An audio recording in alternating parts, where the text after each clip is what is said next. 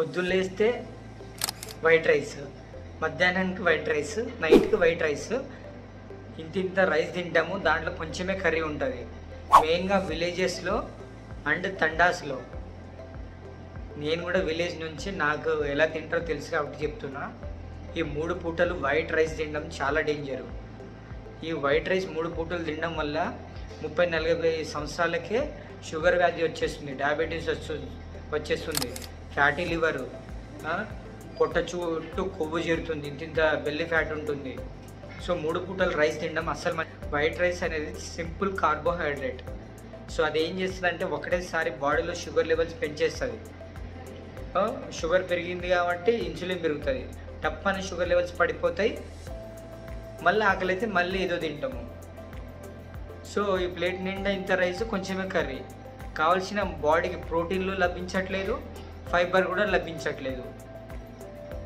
So ఈ simple carbohydrate మళ్ళీ బాడీలో కొవ్వుగా మారిపోతుంది. ఆ కొవ్వు వచ్చేసి లివర్లో డిపాజిట్ అవ్వడం, మన పొట్ట చుట్టూ డిపాజిట్ అవుతుంది అనమాట. దానివల్ల ఫ్యాటీ లివర్ వస్తుంది, బెల్లి ఫ్యాట్ వస్తుంది, మజిల్స్ ఉండట్లేదు.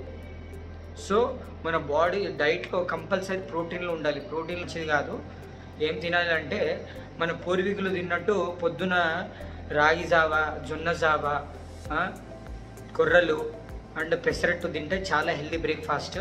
అండ్ మొలకలు, స్ప్రౌట్స్. మధ్యాహ్నం రైస్ తినండి, దాంట్లో కొంచెం కర్రీ ఉండాలి, కోడిగుడ్లు లేకుంటే మొలకలు, పప్పులు, ఆకుకూరలు, కూరలు మంచిగా తినండి. రాత్రికి రొట్టెలు తినండి, జొన్న రొట్టెలు. అండ్ ప్రోటీన్ కూడా ఉండాలి. చెప్పా కదా ప్రోటీన్ ఎట్లుంటుంది, దేంట్లో ఉంటుంది, ఎగ్స్, చికెను, మటను, ఫిష్, పప్పులు, మొలకలు, వీటిలో ప్రోటీన్ ఉంటుంది. ప్రోటీన్ మనం తినే ఫుడ్లో కంపల్సరీ ఉండేటట్టు చూసుకోవాలి. అండ్ ఫైబర్ అంటే ఆకుకూరలు అండ్ కూరగాయలు అండ్ సలాడ్స్, ఇవి కంపల్సరీ ఉండాలి. ఇలా తినడం వల్ల మనము చాలా హెల్తీగా ఉంటాము. సో పొద్దున చెప్పినట్టు బ్రేక్ఫాస్ట్లో అవి తినండి, మధ్యాహ్నం రైస్ తినండి, రాత్రికి జొన్న రొట్టెలు తినండి.